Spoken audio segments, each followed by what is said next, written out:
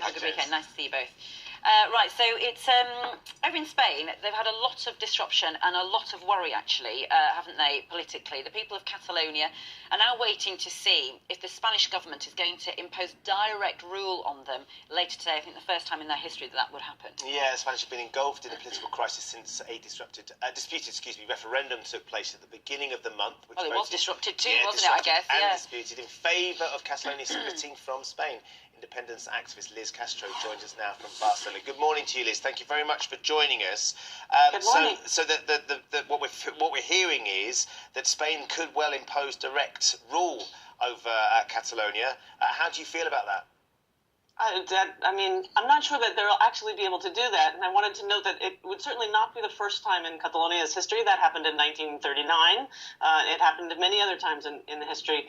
The question, however, is will they really be able to do that? They had promised, Mariano Rajoy, the prime minister, had promised many times that they weren't going to have a referendum, that there would be no ballot boxes. They had a huge effort to boycott that referendum, and in fact, Catalan people organized and made those ballot boxes appear, kind of spirited them out of nowhere, and 2 million people made it to the polling stations, even though they had to face marauding Spanish police. So, whether or not Spain's really going to be able to stop or to impose this direct rule that they promise, I'm not sure. What we're really hoping for today, what we're really waiting for, is to see whether or not the Catalan Parliament is going to formally declare independence, which is what the people voted. This is a democratic issue.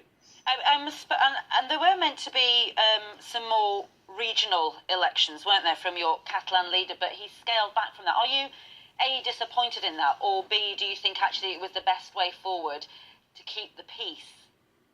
Well, I think the Catalan president has done practically everything that he can to reach a negotiated, peaceful, non-disruptive solution.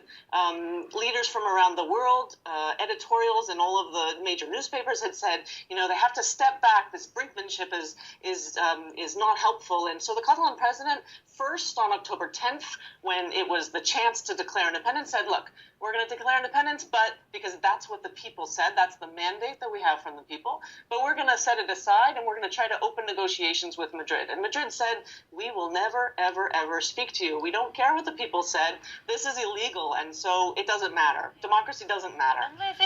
Yesterday, there's one more thing. Yesterday, the Catalan president once again said, we're not going to declare independence because the people have asked us to negotiate, and we're going to call elections because we don't want the Spanish government to dismantle the Catalan institutions, the government institutions. And so the Catalan president again stepped back and said, we'll call elections. And the Spanish government said, you know what, we're going to dismantle your institutions anyway.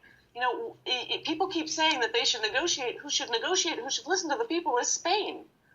I was just going to ask, I mean, from a British point of view, you get a lot of British tourists who come to Barcelona and so on, and there were people there during when all this disruption happened. I mean, if they're thinking of booking a holiday with their family and think, actually, let's just avoid Barcelona for now, no idea what's going to happen there, feel a bit worried, that is going to hurt the local economy, isn't it? What would you say to those people who were watching this morning? The Catalan independence movement, which has been going on for about 10 years, has put more than 1 million people on the street every year, and we haven't broken any windows. We haven't burned any garbage cans. We don't even yell particularly angrily. This is a peaceful, non-violent movement. We've been insisting on this being a democratic process. This is a question of listening to the people and to what the people want. What the people want is to be heard.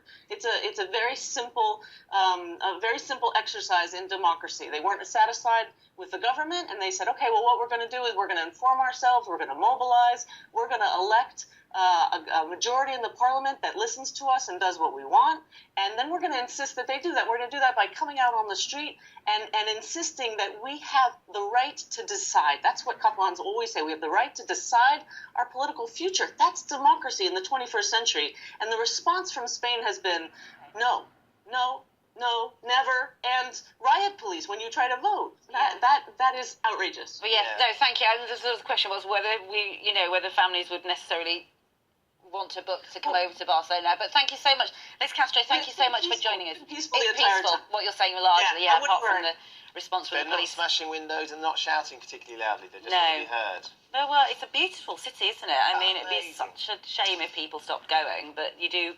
So, you know, you would think, wouldn't you, a little bit? Oh, should we go to? Should we just leave it another 6 months Mostly before we because go? of, as The reaction. the reaction of the Spanish Absolutely. authorities. Yeah. Right. Be interested to see what happens a little bit later on in Spain. What's happening with the weather? Alex is standing by. Well, the weather is looking